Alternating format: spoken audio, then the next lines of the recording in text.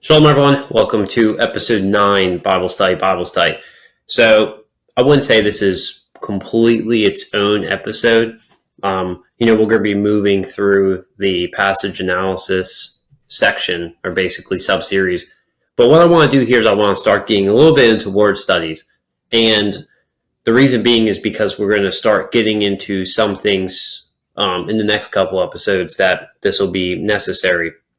So really, this will be almost a repeat of episode 1, which is why study in the eSword tutorial. So if you haven't done the eSword tutorial, seen that, or just gotten eSword and played around with it a little bit, I would go back and watch that and then watch this one.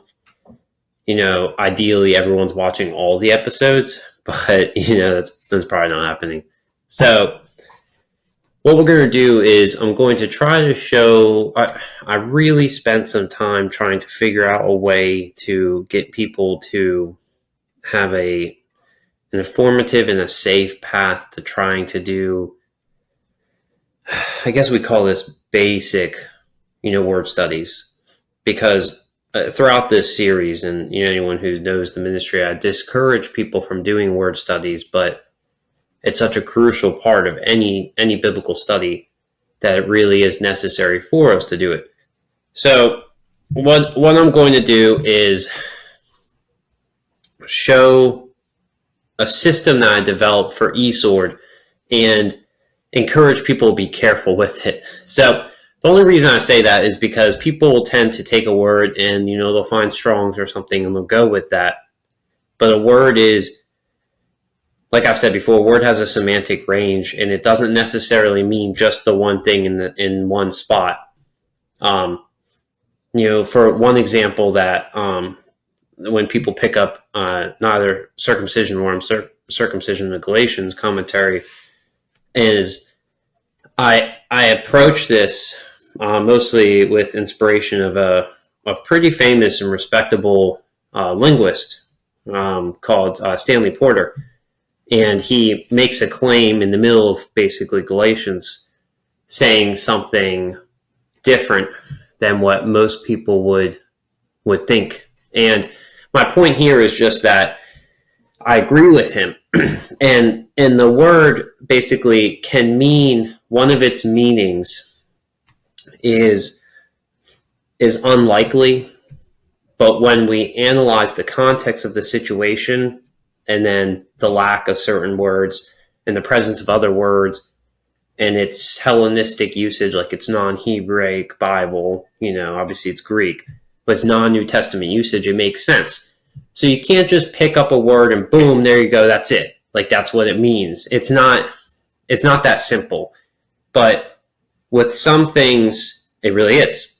And there's no point in us going over keywords and key phrases without saying, okay, well, what is this? And I've tried to make this system pretty simple for everyone, and just not too complicated, and also not asking people to bite off more than they can chew, nor pushing you to that extent where you will have to know a good bit of Greek grammar, syntax, all that, to be able to understand what's being said. So without further ado, we're going to go eSword and we're going to start breaking this down. And I'm not going to do an exhaustive like an application of Ephesians 2.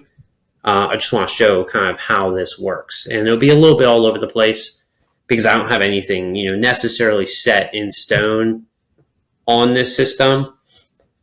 But it'll be a good way to move forward. So, we'll start doing that. All right, everyone. So here we are on eSword. And, for those who have it, for those who went over the first video, you're kind of familiar with what's going on here. So right now we're in the ESV. These are all these the different translations, versions, such like that. These are all the commentaries over here.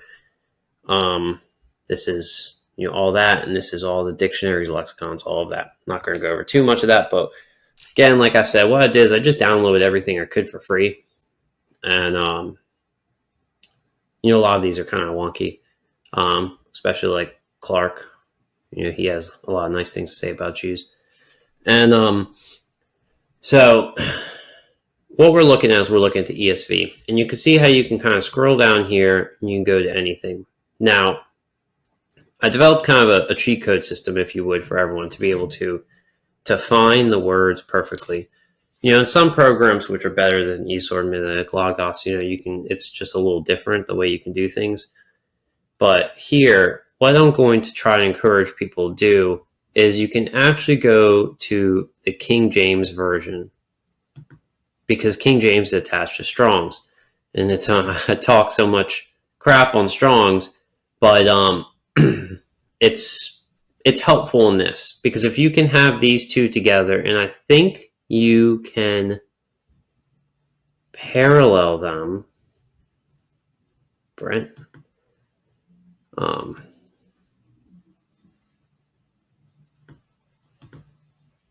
Yeah, so you can parallel them if you want to. So you can see, in your dead in the trespass and sins, and you hath he quickened who were dead in trespasses and sins. So that helps if the King James Version's a little complicated for you. But I think it's good because the King James Version isn't really bad. And you can kind of see where they lack in certain areas. But for now, we're going to stick to the King James Version. So there's a couple things I want people to pay attention to. Is I want people to kind of go along with the words with our key phrases of what we. So say if you are looking at something and you're like, okay, well, what is spirit? So what is a prince of the air, spirit that now works? We're reading pneuma, which is just breath or air, or the Holy Spirit, or just a spirit. So right here, it's going to pull up Strong's. So if we go spirit, it's actually going to pull up King James Concordance, which is cool. But because I want to get to that. If you pull up Strong's, I usually wouldn't encourage people to use Strong's. It's just not a little outdated. But they have Mounts on here. Bill Mounts' lexicon, which is actually pretty good. So here, we could read wind, air in motion, breath, and he shows you where all of these words are being used, which is really helpful. And I can't say of these sources how reliable they are on eSword, but it's highly unlikely they're not. I just haven't spent enough time to find anything that's wrong. But that's helpful because Mounts will pull this up and he'll show sometimes how it's used. So if you read something like mind, okay, and he's going to do the same thing here, but also you can find, and he'll say 12 times where it's used, and King James, will then show 13. Now, you have to understand it's going off different manuscripts. So one thing that I did find, and I think this might be too confusing, but they have the Textus Receptus, the TR, and this will show the Greek, and this is really cool because they attach a Strong's number to it, but then they also attach like the grammar of it, which is helpful in a lot of situations. But I'm just not sure if this would be too much with people to follow along, like, in hoist. Like, I'm not sure if it would just be too much for people. So I figured King James would be pretty good. Now, what we want to do is, in this system, we want to be able to find two different things. First is we want to find out what the word is that's being used, any particular word. Second is we want to find out where that word is used elsewhere. And that's that's the best way to do word studies, is to first just to find out where else it's used. So let's find a keyword that we could, a keyword, ages. Okay, that in the ages to come. Okay, so we have 129 uses. So maybe we should find something else with less uses. Gentiles, uncircumcision, this is going to have less. But that's pretty simple. Like, we already kind of know what that's. Oh, here you go. All right, Commonwealth. Okay, so Commonwealth is only used 2 different times. So what you can do is you can go down and you can find that it's used in Ephesians 2:12, which is here, for a Commonwealth of Israel. And then it's used for freedom in Acts 22:28. So if we'll go there and we'll click there, and then we could read in the King James Version, with great sum obtained I this freedom, Paul said, I was freeborn. So actually, in the context, this is about citizenship. So when we read, that's the same thing, and that's actually, you could just go to the King James, or the Strong's, and it would say right there, citizenship, Commonwealth, freedom. So should we read, Ephesians 2:12 as citizenship? Well, kind of, but the connotation isn't necessarily a citizenship, and that's why word studies is tricky, because you can go into the word and you can start finding out that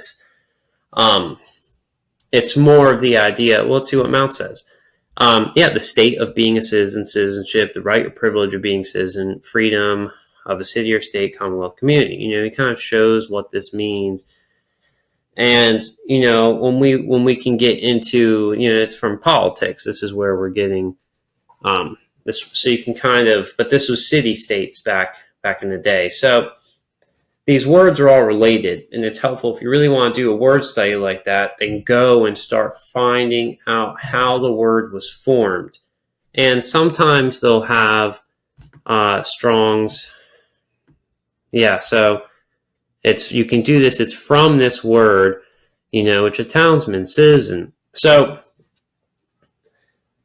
I know for a fact that Strong's isn't always really reliable, and then a lot of people think etymology, like where a word is from, necessarily defines it, like what it means more. And while that works more in Hebrew, it doesn't really work, because Hebrew usually stems from a 3-character root word. But Greek doesn't necessarily work that way. It can shift, especially in its grammar and its syntax, its surrounding context. The word can change drastically. But this is a really good first step. And what we can do is, in some situations, when we're using this, hypothetically, is that it could suggest is that you're not even seeing this as one being aliens from the Commonwealth of Israel, as in like the actual state, but the state of being in the Commonwealth, the state of citizenship. And it kind of makes sense, because then when we're starting to analyze this a little deeper like that, okay, so you're aliens from the Commonwealth of Israel, and you're strangers from the covenants of promise. So the covenant and a nation can be synonymous, but they're kind of not, because it's the covenants of promise. So we have this idea here, because those are obviously synonymous. They're 2 parts of the same thing. Paul's saying the same thing. And even if it's 2 separate things, it's in re-kai, yeah. So kai, in Greek, it doesn't always mean and, in the way we think is like, but we'll get here. Obviously it does, but the point is, it just adds more nuance when we're understanding it. And we're going to read Commonwealth of Israel, and how we're going to read that phrase, and specifically that key word. So we're going to read it as it is next to covenants of promise. So I hope this is kind of making sense, where you don't want to draw so far from where the word comes from. You want to draw from the nature of the word itself. So that's kind of probably a poor example. So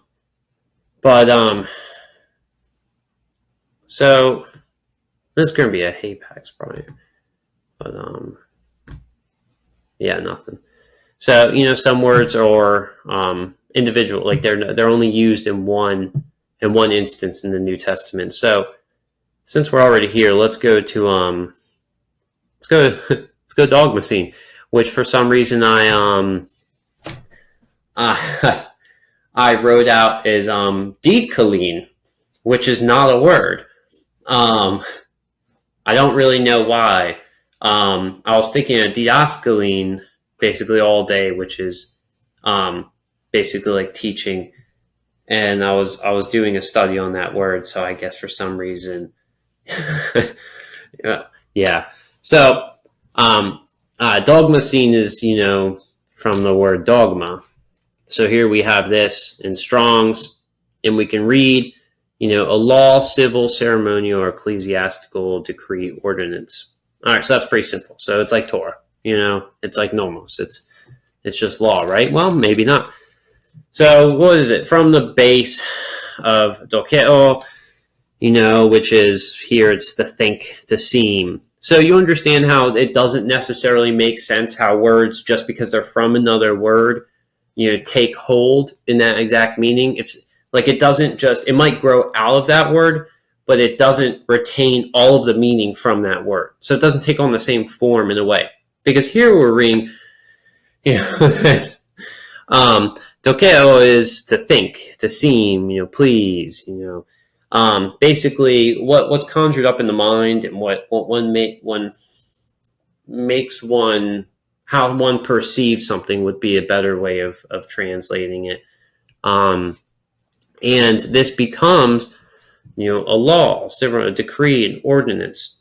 So very easily we'd say, okay, so why, if this specific word, dogma, why is it not nomos? Why is it not entole? Why is it not law and commandment? And it's associated right next to those words. So is Paul saying, the law of the law of the law? No, he's not. Or is he saying the law of commandments, the commandments? Or, civil, ceremonial, ecclesiastical law? Maybe, but, we kind of we can help figure that out by finding where else it's used in Scripture. And, right here we're going to read King James Version occurrences as 5. So if you go to the King James Concordance, you'll see all the places where it's used. Now, if you don't want to use King James Version, you can switch to ESV here, and then when you pull these up, it'll come up in ESV. And it's cool how this happens, because you don't have to keep going back and forth and all of that, because I already don't know where to get back from. So Acts 16:4. As they went away through the cities, they delivered them for observance of the decisions that had been reached by the apostles and elders who were in Jerusalem. So this is following Acts 15 council. This is talking about the 4 precepts, the 4 injunctions, to the Gentiles. And so we're reading that this dogma is used here of what the elders at Jerusalem Council thought. Next one is a chapter later, and we read here the decrees of Caesar. So it's a man-made decree, and then we have it here, ordinances, and then Colossians 2:14, by canceling the record of debt that stood against us with its legal demands. So this one's a little tricky in the ESV. So switch back to King James so you can see that. Now look, by blotting out the handwriting of ordinances that were against us. So here it's used. Now the reason why Colossians 2:14 is interesting is because, as most people think, about the law, then kind of what's going on in Colossians 2:14 may be related to Ephesians 2:15, based off of how the same word is used. Now, the word obviously used there is much different. It's attached to this word, handwriting, choreographon, and so it's going to be different. But then we have one more. It's decree, and it's Luke. So came to pass in those days, there went out a decree from Caesar Augustus. So we have yet again it's used for a decree. So the word isn't necessarily so simple, and it's not really related to its root too much, and its root word that's coming from. But it could be, because this is a decision being made. of what dogma is going to come from. It's a decision, and that's what a lot of people think is it's what seems like a thought, a decision, which has rendered into this ordinance. Now, how does that make sense though? In Ephesians 2:15, the law of commandments and ordinances. How does that make sense if it's like a decree? And a lot of people say, okay, well, that's because this is rabbinic law, the oral law. Basically, this is what Yeshua came to destroy down so Jew and Gentile could be one. But that doesn't necessarily make sense from our word study, does it? I mean, it could, but that doesn't make sense in Colossians 2:14. He took away the handwriting of oral law against us. And I'm not trying to get into, what this all means right now. But my point is, word studies aren't necessarily that simple. You got to go in to find out where else it's used, how else it's used, et cetera, et cetera. So that's just an example. I think that's a pretty good example because it kind of shows, no, we're not going to come to an answer. We go mounts and see what he says, decree, statute, ordinance. That's pretty simple. Thayer's here too. But, whenever you're doing word studies, and the SRL will eventually do this, is, we're going to be offering basically like a word study program resource to where you can submit Greek or Hebrew words that you want to know about. And Lord willing, I intend to basically send like a whole sheet of all the relevant information on it, particularly from the BDAG, which is like the premier Greek lexicon. You really want one. And that, like, for Hebrew, they have BDB here, just down here, that's pretty good, but you really want Hallett and Hebrew Aramaic lexicon of the Old Testament, or even like the concise Hallett, the Calet or the Chalet or the Chalet. It's just CH. It's yeah. So it's Strong's and Mounts for Greek. It's pretty good. I'm glad they have Mounts here for free. It's really awesome, actually. But by all means, you can get a lot of stuff online as well. I typically discourage people from like Blue Letter Bible and stuff because whenever I see people using that, I don't really know how it works. I just see people kind of like they post the white and blue graphs and they're saying, oh, this is what this Greek word means. It's not actually what it means. It's something about that system seems limited. And so is this, by all means, what I'm presenting here is kind of against my better judgment, but we need a way to be able to get to the Greek. And that's what I want to enable people to do. So, let's just do that then. So what we're trying to do is our goal is to try to get to a point where we can start diagramming everything and structuring things. So one thing I said is we're looking for natural breaks in the language, times where it kind of splits off and we can begin a new sentence, because what we're doing is we're framing sentences and thoughts and paragraphs and ideas which can better express meaning, also on a more micro stage. So what I want people to really look at, because this is what we're going to be doing next episode, we're going to be going over conjunctions and prepositions. So when we're reading this, we start Ephesians 2:1, and you has he quickened who are dead in trespasses and sins, wherein in time past you walked according to the course of this world, among whom but God. So what I want you all to be focusing on is these words. And I think it would be smart if you had a Word document, eSword, or even, if you had a Bible that you're cool writing in, or a journal Bible, and where it's that side and then this side, or however it is that you study, however you do it, is to keep track of these conjunctions. And, here we're going to read Kai, which is kind of and. Kai usually starts as a connector, or it can start things. Usually you have de, which is connecting or starting.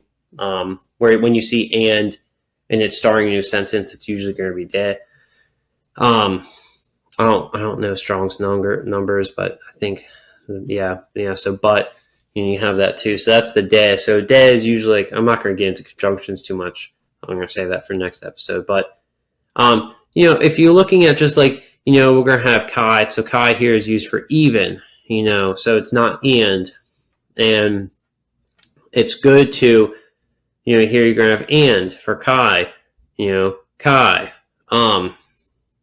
And what I want people to be able to do is to watch for these conjunctions so you can find natural breaks, because that's actually what conjunctions do naturally in any language, is they break up, and we actually structure anything we say based off of conjunctions. It's just natural, it just happens. So when it's happening in the Bible, in the New Testament and such, we need to pay attention to that, especially with a more eloquent writer like Paul. And so here, we're going to read wherein. So this is just, N. So, so this is, you want to pay attention to all of these, like according to kata. So,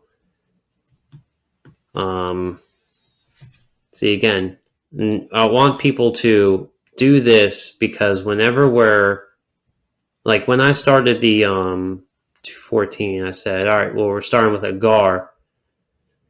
So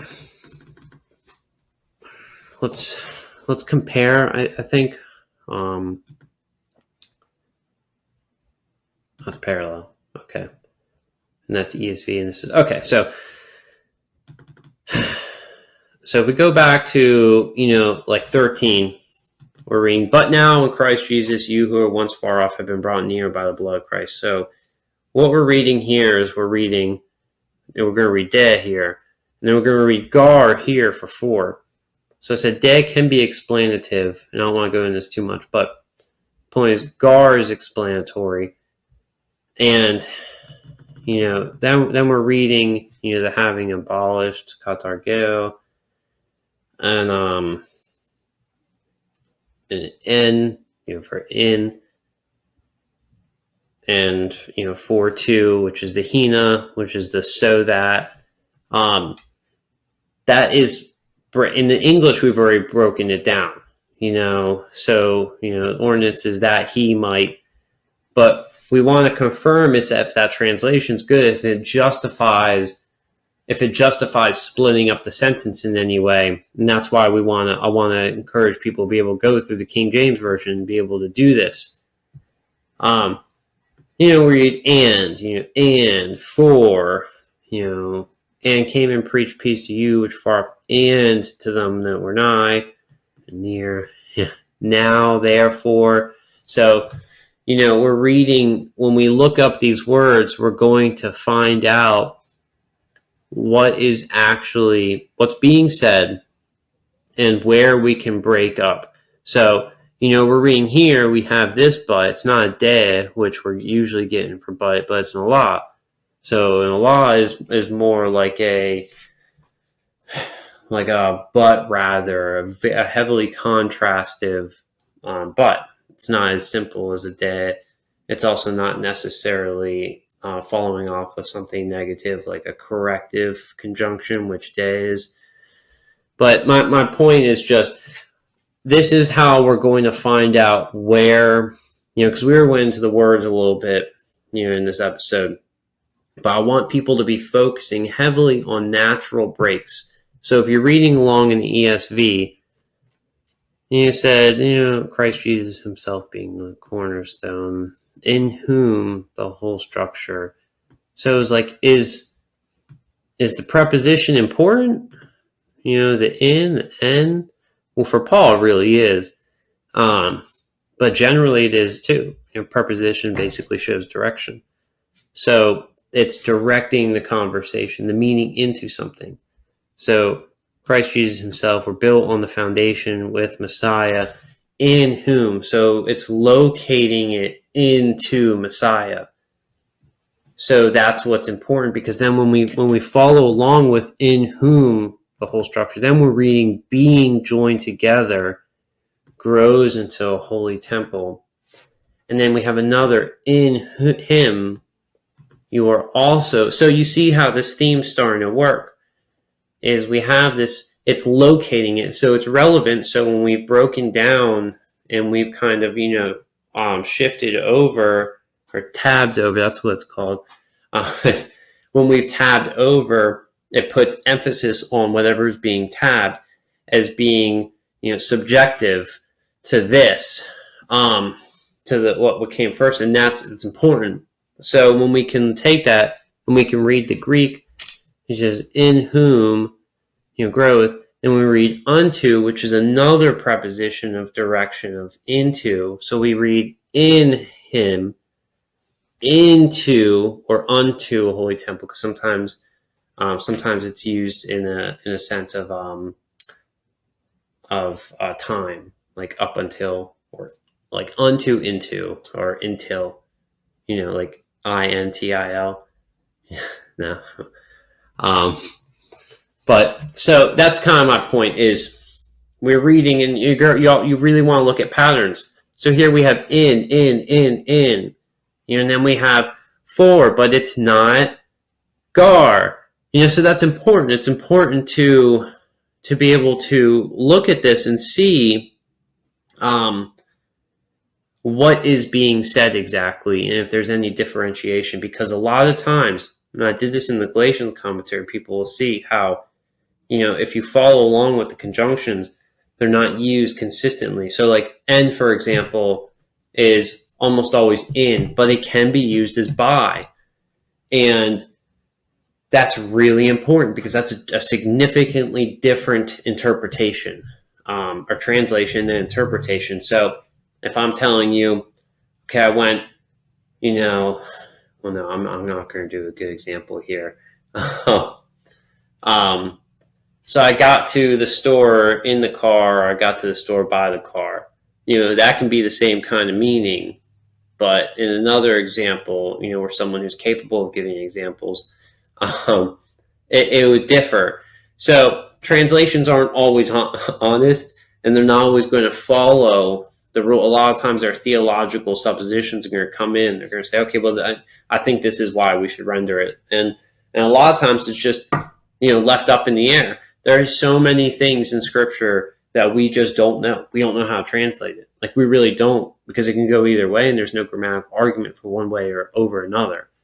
And that is why I've emphasized pragmatic so much, is because when the technical analysis can't do the job, it can't do what it needs to do, that's when the contextual analysis can come in and say, listen, it's probable that we could switch it to this, or we could render it this way, because if it's grammatically neutral, or if it's semantically neutral, then we can allow the context to come in. That's why I mentioned earlier with Galatians, by all means, every single translation renders this specific word what the word usually means.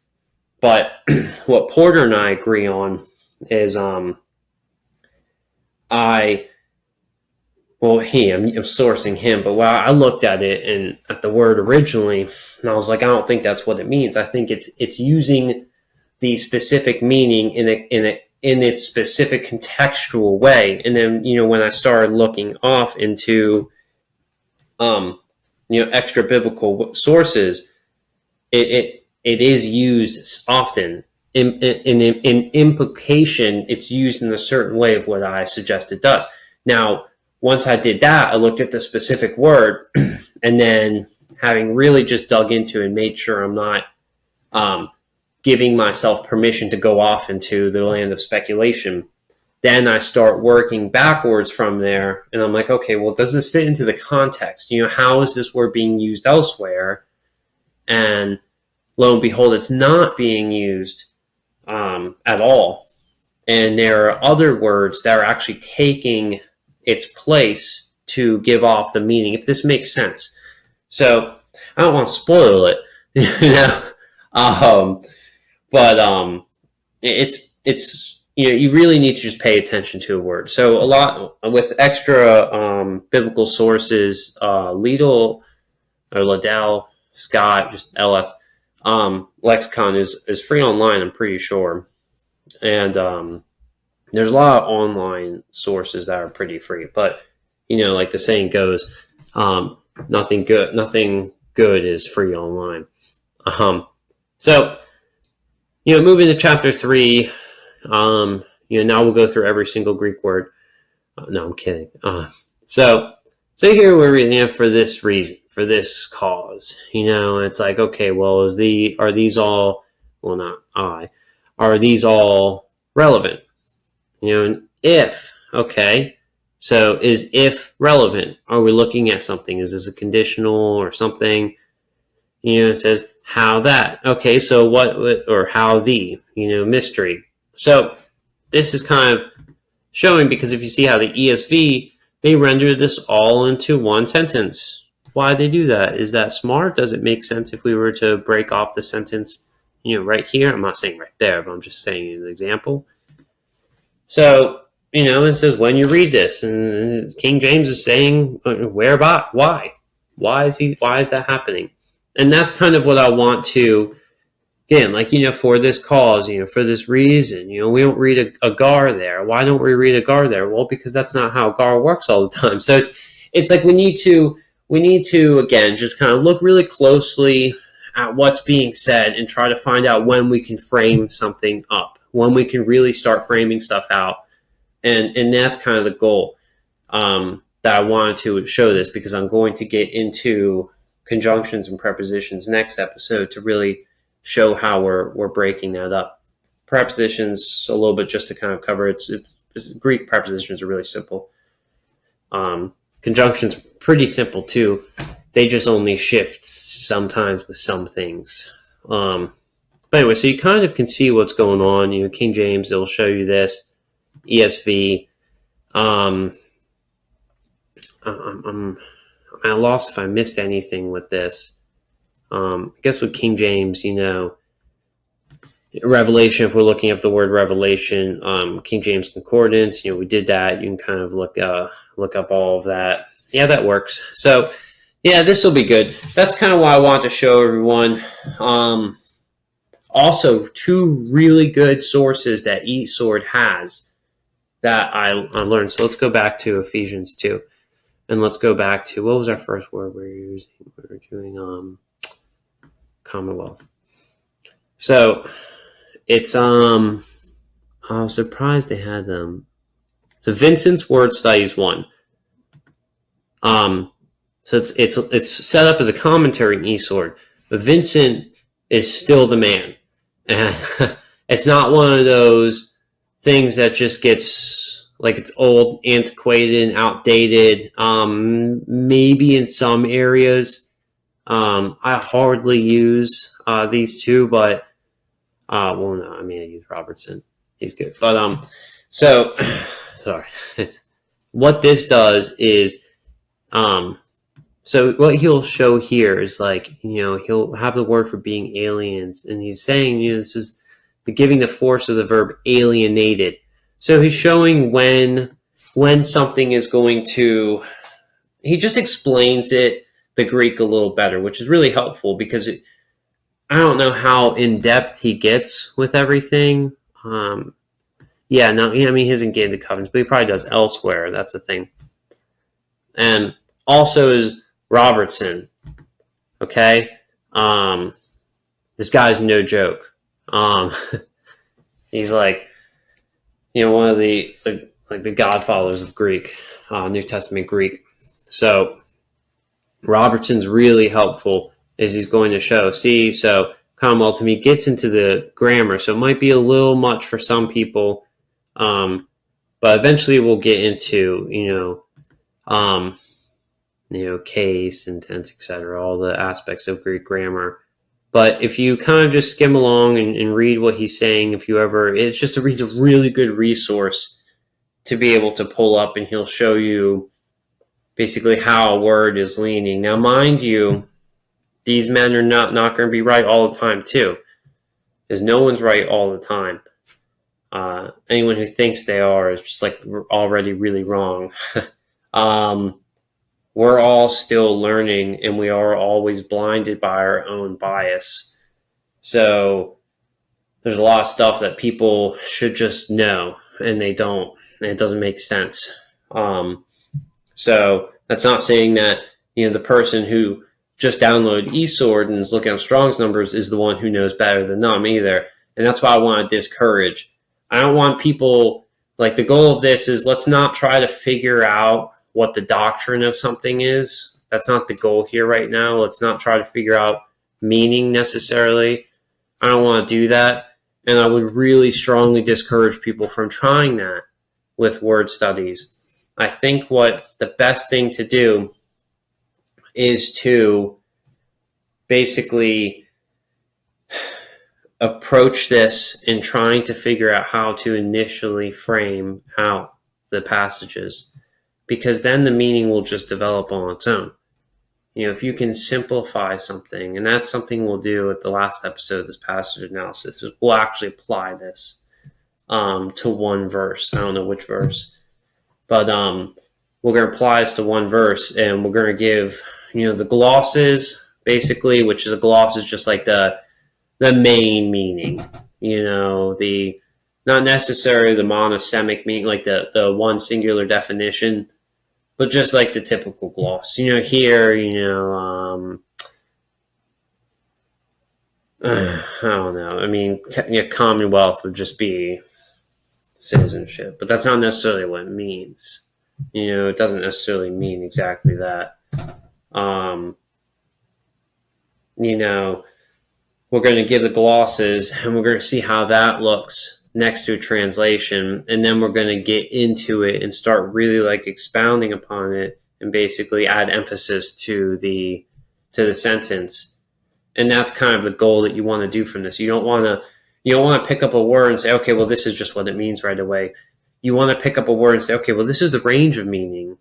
And then once you found out that word, you want to go and you want to find the range of meanings of all the different words that are surrounding it in the immediate context.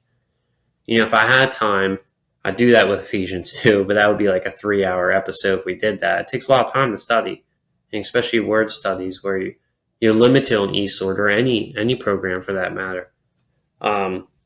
Even Logos you're limited to an extent. Sometimes you gotta just like really dig in and look around, either online or like Perseus or books. Imagine that. But you want to figure out the range of meaning that's going on. This is what we're doing, is we're starting to unpack the scriptures by doing word studies. You're not asserting things or coming to a conclusion. You're just unpacking things. You're trying to get in a little bit kind of under the surface and figure out what's going on and what can be possibly mean. What he means here and how this word works with this word. And even here we're seeing like Commonwealth. How does Commonwealth, work with alienated from? Is it good to see this as a nation? In a way, like as a nation, should we see this as a nation from the nation of Israel? We're being alienated, and strangers too, kind of as Vincent says, is we're alienated. So would this word influence this? Because this could be considered citizenship. Would it be best to not see it as basically like the object of a nation of Israel? Or would it be better for us to see it as like the abstract being of the nation of Israel? Just things like this matter a lot, because we need to figure out exactly how all these words are being used, and you can't really do that unless you start getting into it. But again, I'm trying to keep this short. My main point here was I wanted to show everyone a system. I think this works pretty well. If we got into the TR, which Texas Recept is pretty good, but you want to use N8, Nestle Island, and that's available for free online. That's the consensus says that's the best, collection, and it really is. Sometimes they get things wrong too, though. I have a couple disagreements with it, basically, because in manuscripts you'll have 12 manuscripts and 6 variations, and we'll go over that too. I'll show how you can find variations in manuscripts, and if you have 6 and 6. And it's like if you're just picking one, then you're just picking one. Granted, some are more authoritative. P46. People probably going to draw on that pretty quickly. Versus something else. For Galatians and such. So, Galatians in my mind. So this is cool. This will show you where a conjunction is. I'm not sure if that works every time. That'd be cool. A preposition, so you can follow this along. Conjunctions. You have a noun, a verb. So this is pretty cool what it does. I like this. I just don't know if it'll be complicated for people. If it's not for people, for you to follow along here, and it'll probably be helpful. But it's cool being able to switch here. I wonder if you can. Yeah, you can. All right, cool. Well, then maybe this will be a good system for everyone. Can you? You can. Cool. Okay, so there you go. That works. So if you want to figure it out, here's a good system. You have your ESV, whatever translation you want to use. Then you have your King James Version here, which is what you want to use. And then you have the Greek. So you have the Greek Textus Receptus. So what you can do is, if you're like, okay, well, I found one conjunction, and you can be like, okay, here's a conjunction, and that'll help. I think that'll help. Cool. Look, it's working out. But yeah, so that is what we'll do for tonight. Again, next episode, conjunctions, prepositions, all of that. We'll break this down a little more eventually towards the end of passage analysis, where I actually take a whole verse and we're going to really break it down. And I think that would be smart, because then we can really show how that structure works. So yeah, I hope this is a blessing. If anyone has any questions about eSword, I'm sure there's a lot of helpful things out there. You can email the ministry. I can help you. I'm pretty familiar with eSword. All right. Shalom, everyone. I pray this was a blessing to everyone. I'll see you next episode.